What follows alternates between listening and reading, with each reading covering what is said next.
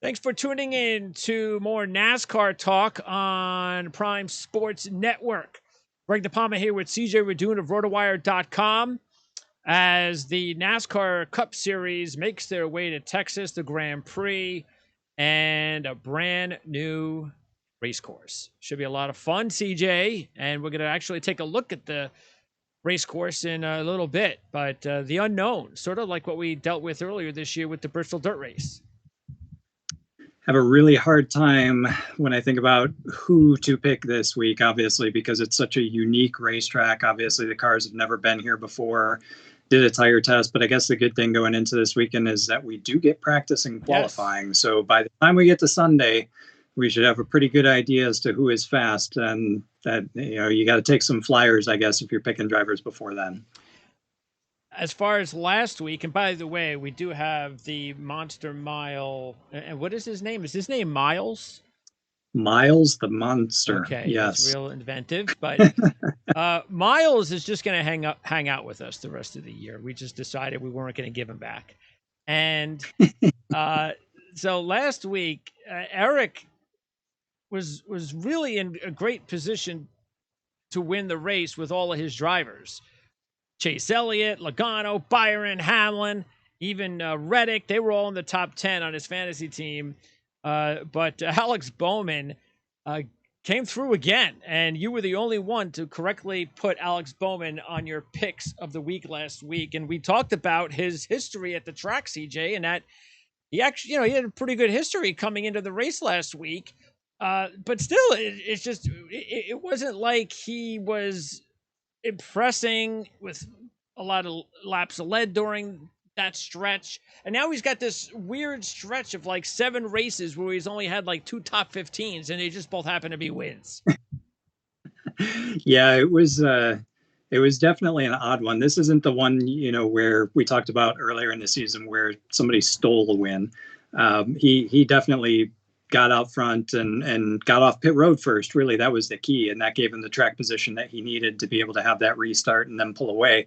His team just outclassed the rest of the field, specifically Kyle Larson, on those adjustments that they needed to make to have his car be the fastest on track that last segment, and they came to the forefront. So I give him a lot of credit. When I was picking him last week, seeing the odds, it was a bit of a gamble, but looking at his past history at the track, looking at Byron's past history at the track, I knew there were 2 that if I could figure out a way to get them in my choices, I definitely wanted to, and luckily one of them hit. Yeah, so it was good. Hendrick, 1 through 4. Your boy Larson, as you mentioned, led 263 laps. I went over this with Eric, and I don't know, and I kind of agree where Eric, his take on, what was it, like with 90 laps to go or 80 laps, I forget what it was, and Larson was right there, and it just looked like if there were 2 laps to go, that you would think that Larson would have knocked Bowman out of the way, but then you have to take into account their teammates. So I think that's a good thing for Larson, because, and I'm only saying that because this is, I don't know, we're getting to the point now where Larson as we get later into the season, if Larson is going to get passed or he's going to be in this position, especially during the playoffs, you just know that he's not going to race the way he's racing in the regular season. You know that somebody's going to get knocked over. I think it would have been different, certainly, if it wouldn't have been one of his teammates, for sure. It was such a great day for Hendrick overall, and I mean him in particular, and he's been strong each and every week, and we've talked about that every single week so far. He goes out and he leads laps, and he's showing what he can do with this new organization. And as the year goes on, that's only going to get more and more solidified, and he's going to figure out what he needs on those last adjustments to be able to get off of pit road first and have the car that he needs to make the passes. And it's coming up probably pretty shortly here where if he's in that position again with the late restart, if it's not one of his teammates, I think we are going to see a little bit of aggression from him because he's been so close to winning. He's got to be frustrated. Yeah, he's got the win under his belt, so he's got nothing to lose. He's in the playoffs. but maybe breaking that seal from getting into victory lane after so many near misses will make a difference for him. I'm thinking it's kind of like, I don't know if it was last year or maybe it was the year before. Kevin Harvick last year had the 9 wins, but there was a streak that Kevin Harvick went on before that where he had runner-up after runner-up after runner-up after runner-up after runner-up. And that reminds me of exactly where Kyle Larson is right now. And, I just feel like if they're able to make the breakthrough, even if they just show consistency and finishing in the top 3, top 5 each and every week, he's going to be a demon when the playoffs come, and because that aggression is going to come out and he's going to force his way to the front. All right, so even though Kyle Larson led 263 laps, he winds up in second. He does get the stage points, so everything that you're looking for, if you're kind of looking at the bright side of things when it comes to the way that the new format is, where this is kind of why it's there, or at least I hope that that's the reason or part of the reason. So drivers who do dominate the way Kyle Larson did wind up getting something for all their trouble, for all their domination. And that's because I didn't even look, but did Kyle Larson end up with the most points in the race? Yes, he did. 55. Next closest was Alex Bowman at 51, and then you had Chase Elliott at 50. That's what I had to think. Yeah. So there you go. Yep. All right. So that's last week. This week, the Texas Grand Prix. And by the way, starting on Friday, or continuing on Friday, Eric Smith is going to be back at the Brickyard, and we're going to talk practice and qualifying. We're going to recap the 500 practice, which started yesterday. Right? Okay. And runs through, we'll talk about it on Friday. Then we'll preview qualifying on Friday, return on Sunday to recap qualifying, come back the following Friday when we will preview the 500. And then who knows how many more times we'll bother Eric down at the Brickyard, but we're going to try to take advantage of it as best we can. So all right, before we get started with breaking down the race, so here's the video that we're going to show you of the racetrack. Now this is F1. All right, this is an F1 look, but it's the racetrack. So they haven't done anything different, right? No. Yeah. Okay. It is. So it's a yeah. course. So it's the same racetrack. So I'm going to let it play right now. Okay. So we're watching this, and this is like for NASCAR. This is about a 2-minute lap. It's going to be over 2 minutes. From a Formula One car, I think the lap record's something like a 1:36, a minute 36, if I'm not mistaken. IndyCar is about a little over 10 seconds slower than that. But I think when NASCAR gets on here, you're going to be looking at something more like a 2 minutes, 10 seconds. We'll see for sure as it comes up. But it's a long lap.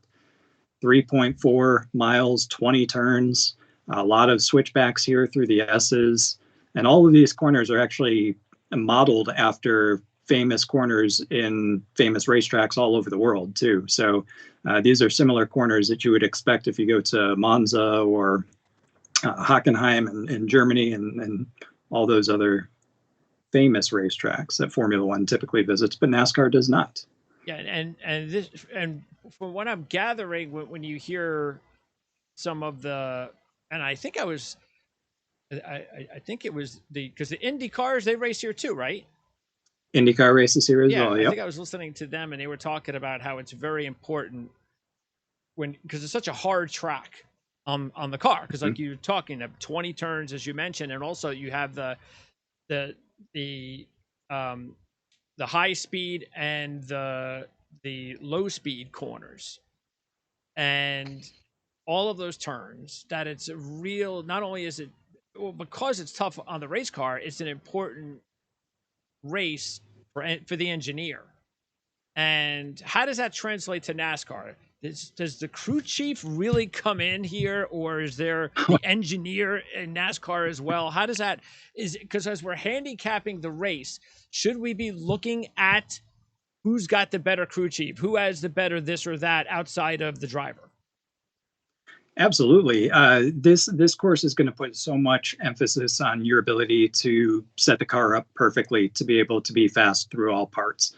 There's a lot of demands on road courses on the drivers. So the drivers have to be as perfect as possible, 20 turns a lap, every single downshift, every single upshift for 231 miles, I think is how long this race is going to be.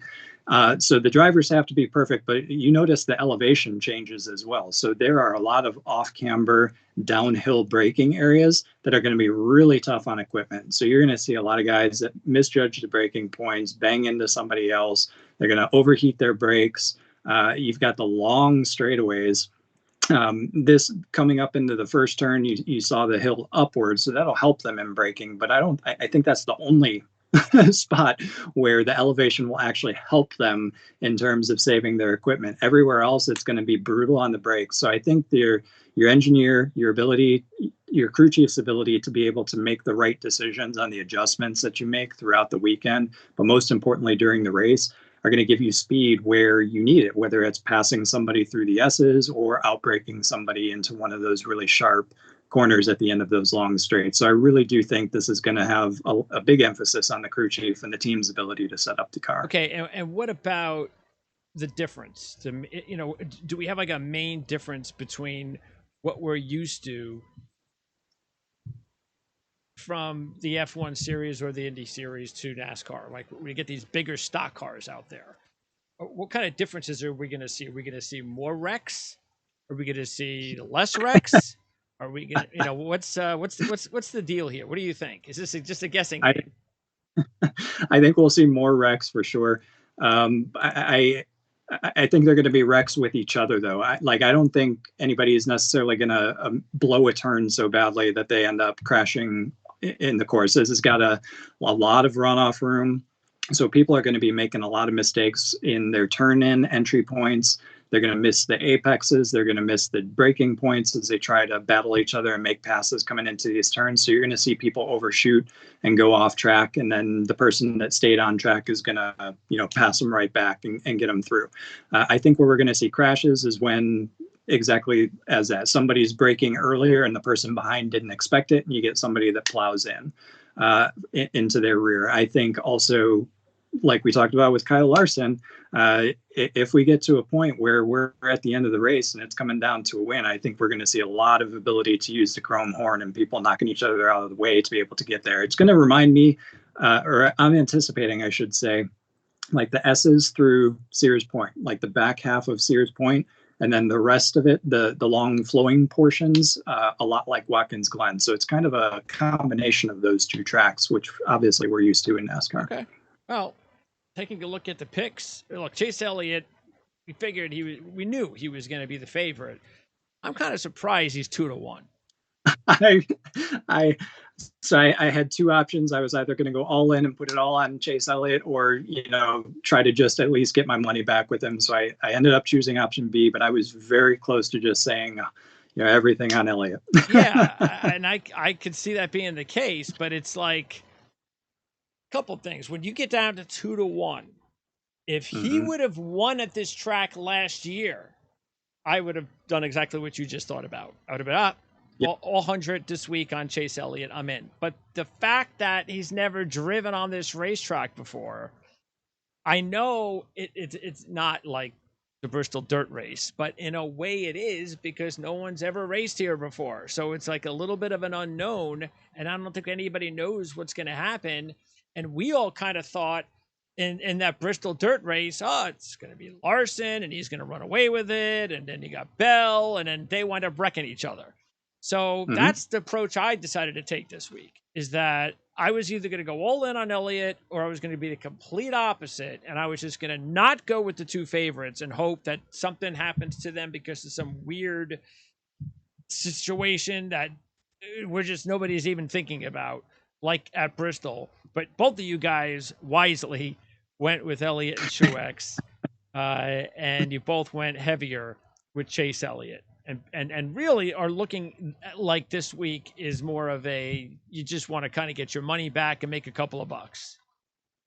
Yeah, I'd be thrilled if I broke even, or had the $5 win or whatever I've got on Elliot to be able to get there. But exactly as you were talking about, just look back to the Daytona Road Course earlier this year. Elliot was a hands down favorite. I don't remember him being 2-1, but he would have been up there. He was at lowest he was probably 3-1. And he got caught in something early and never made his way back Yeah. forward to the front of the field. And that very well could happen here. And it could not have anything to do with him. It could just be somebody behind him made a mistake. So road courses are like that. And a course like Circuit of the Americas being so long and so many corners, there are ample opportunities every single lap for somebody to screw up and throw their race away. And I guarantee you that's going to happen often on Sunday. That is one thing I can guarantee, is that a lot of drivers are going to throw their races away at some point on Sunday. Look, the other thing is Elliot is coming in kind of feeling like he's due for his win. Mm-hmm. That was the other reason where it kind of felt like, okay, maybe this is the week. He does have 5 road course wins in 13 races. So that's very impressive. He's got the 2 wins at Watkins Glen, too, that you just talked about, the similarities there.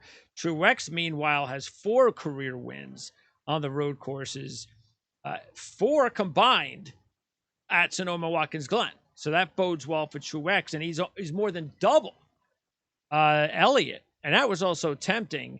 But just like Elliot, he had a disappointing 12th in Daytona earlier this year. For me, it was more like, well, Martin Truex, 4 wins?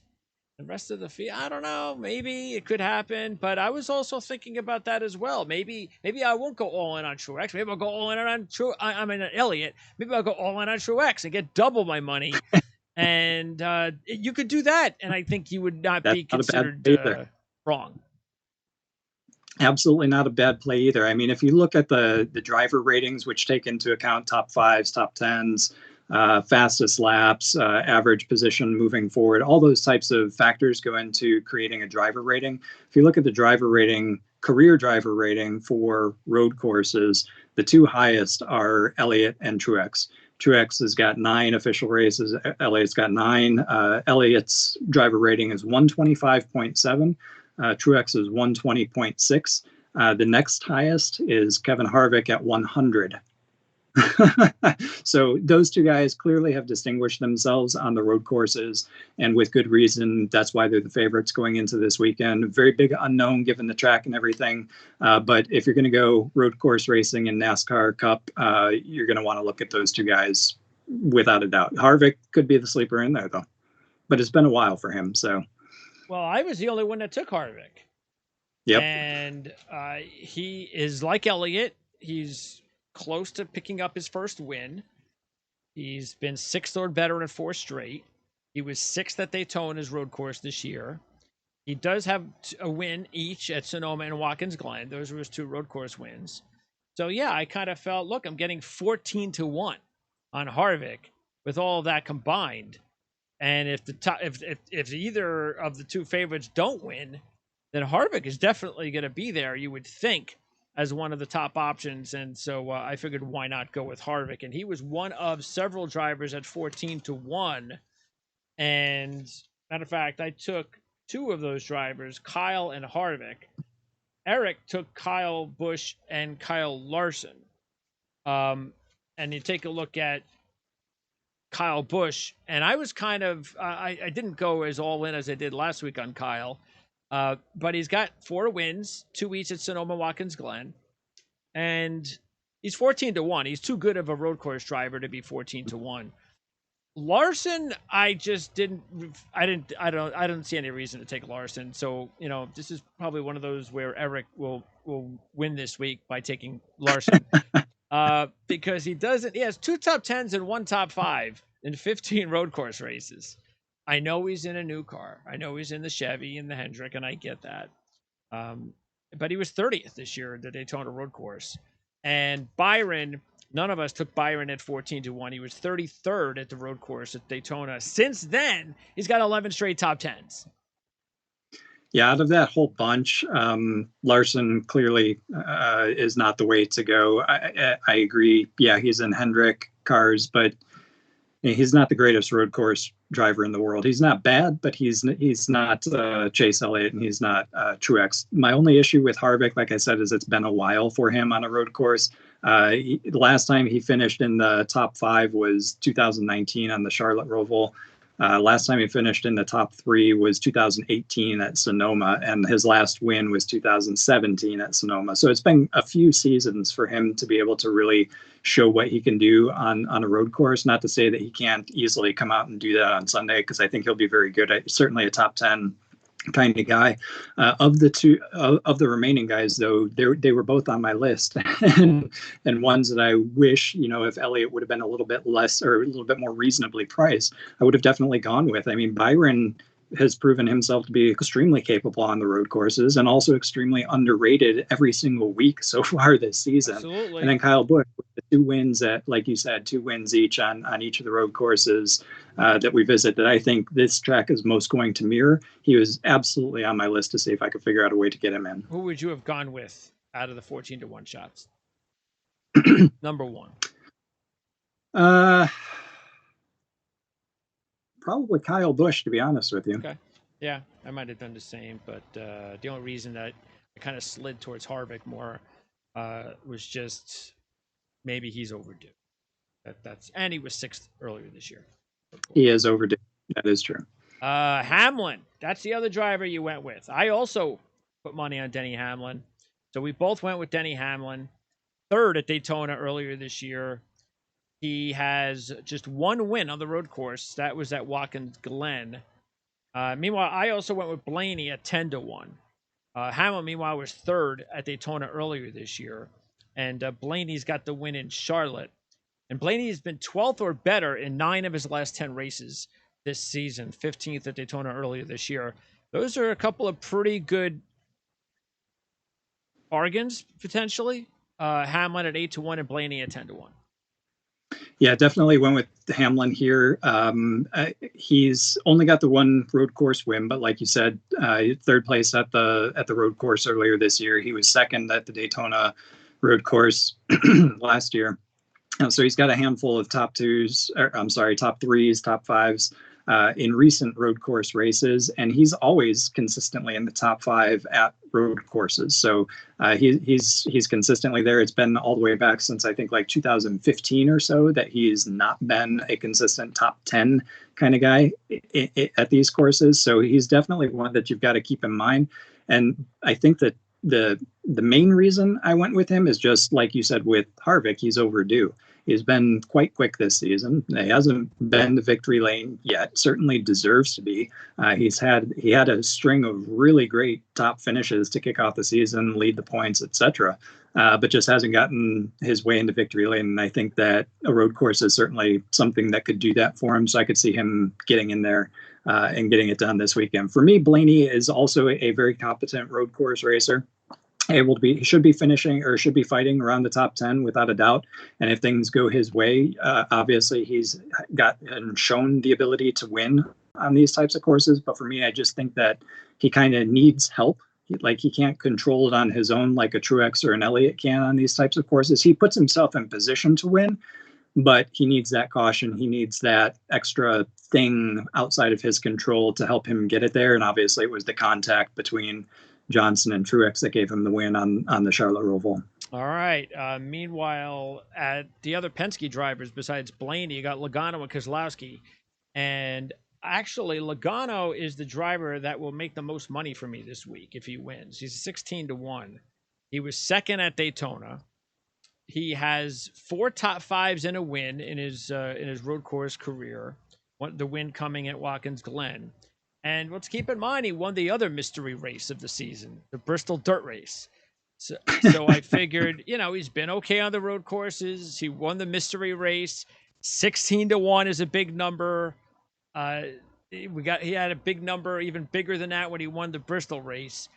Nobody went with Keselowski, and he's never won a road course race. I'm sure that has a lot to do with it. He was 5th at Daytona, 7 top 5s in his career.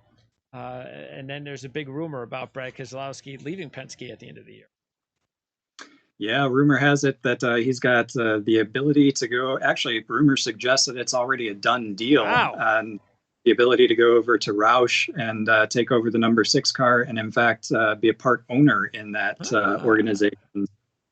We might see another owner driver like Denny Hamlin and a couple of other guys. So we'll see how that plays out. But Keselowski, has never won on a road course. And then when you add to that the fact that the past 2 weeks he's been starting up front but has dropped like a rock the second the green flag flies, makes me very nervous. However, Joey Logano, I really like his statistics coming into this race. If you look at the last if you include the Busch class, his last road course races were 10th, 9th, 2nd, 3rd, and 2nd. So he's got a nice road course streak going for himself. Certainly should be within the top 5. He's got one of the best crew chiefs and engineering abilities behind him. So that probably has a lot to do with his ability to succeed on these courses. All right. Also, Bowman's 18-1. Can he win 2 races back to back, 3rd on the season? No. Yeah, I don't think the odds should be greater than 18-1 that he'll accomplish that.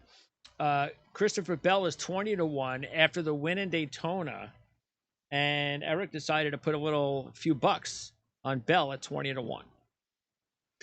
Yeah, Bell, he popped into my mind, but only for a brief second. He's just got a little bit more to prove to me. There were a lot of circumstances that held back a lot of the big names at the end of that race that he won. Certainly capable. He's an exceptionally good driver, but he's only been on road courses 3 times in the series. And the only other 2 finishes were both outside of the top 20. So that win to me right now could still be a fluke. We'll see. But then if you look at Bowman's actually not bad. I mean, he should be a top 12, top 10 kind of guy. And Hendrick obviously has the resources to be able to put together a nice setup for him. But in this season, going back to back, especially when he's not been as consistent as you pointed out earlier in the show, he's not been consistent week to week. And then you throw him on a road course, especially one that he's never been on. I don't have very high hopes for him. Your fantasy driver, Kurt Busch, had a respectable 13th last week. That's something that Kurt Busch has got to be happy. I'm sure he's not, but maybe you are. That he's 13th last week, and that maybe he could be top 10 this week, because I was considering him earlier as I was going over the picks. 25-1, 4th at Daytona. He's got the win at Sonoma. He's got some top 5s at some of the other tracks. Not a bad idea, 25-1. Yeah, if there's anybody deeper in the field that could come up and surprise, that's a good road course racer and has got experience on behind him of being able to perform well at these tracks, it is definitely Kurt Busch.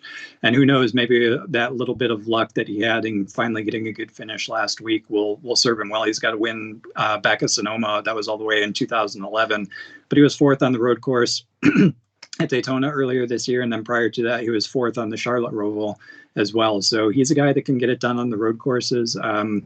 If things go right for him and the team's hitting on all cylinders, probably a top 12 kind of guy, like a Bowman. But you never know. If things go his way, he can certainly find his way to victory lane here. And he may need to win a race like this. He will have to win a race like the way things are going.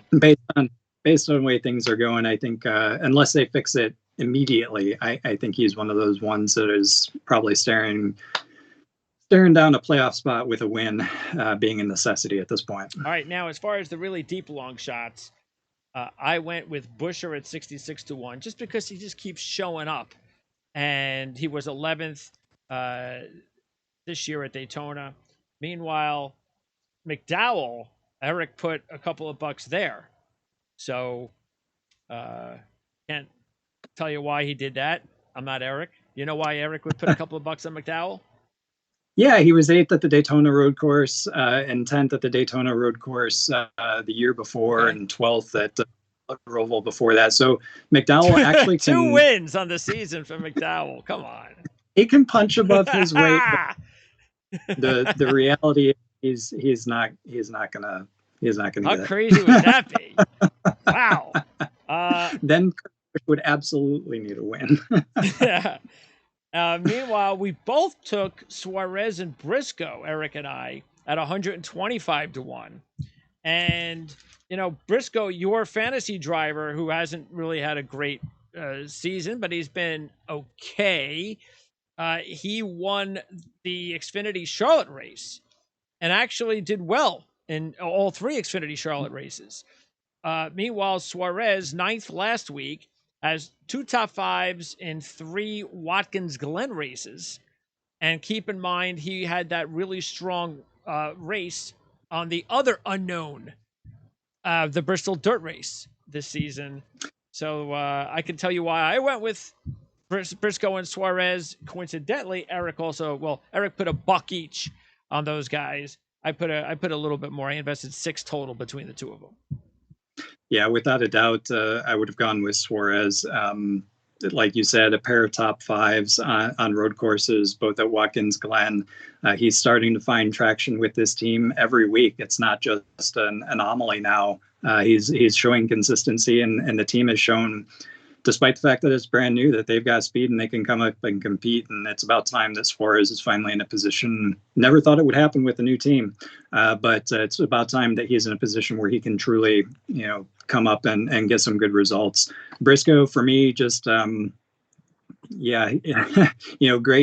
Xfinity, capable on the road courses in that series. He's only been in 1 on the Cup Series, and that was a 32nd place finish, and that's about the story of his season so far. So until things start turning around on his year, probably going to try to avoid him. Well, he's actually doing better. He has more points than Aric Almirola, more fantasy points. Yeah. Aric Almirola, though. I'm just, that's more of a dig at Eric. This year. I keep asking Eric every week, are you going to dump him? Are you going to dump him? And he gets into an accident. Are you going to dump him? He's hanging with him. So yeah, I actually don't know who we would pick up, because it's not like anybody's like doing well right now to pick up on the outside of our fantasy drivers. No. So makes sense to stick with Almirola in case he decides to not get into an accident one of these weeks. All right, so that's Texas, and we have how many? 4 or what do we have? 4 more or 3 more road courses before the playoffs? Let's see. We've got this weekend. We've got Road America, and we've got Watkins Glen, and we've got the Indianapolis road course, and those are the ones before the playoffs. And then the last road course race is in the playoffs. That's the Charlotte Roval. Okay. Well, anything can happen. Look, if Chase Elliott, if somebody steals a win on Sunday, that's not supposed to, then that's going to, all of a sudden, people are going to start sweating at some of these. I would, someone like Kevin Harvick may have to sweat. Absolutely. Look at the standings right now. We've got 10 winners. Bowman and Truex's second and third wins, respectively. Those are good news for the guys that are on the outside looking in. But I mean, Hamlin, if you rank them if you look at the standings by wins and then points, Hamlin's in 11th out of 16. And Tyler Reddick is 16th. I mean, that's why I say Kurt Busch is almost at the point where he's in a must-win situation, because he's 31 points off of Tyler Reddick. How are you going to make up 31 points? Especially if one more person wins, then that gap goes to almost 40 points. So those people that are right on the cusp right now better hope there are no new winners coming up in the next 10 or so races.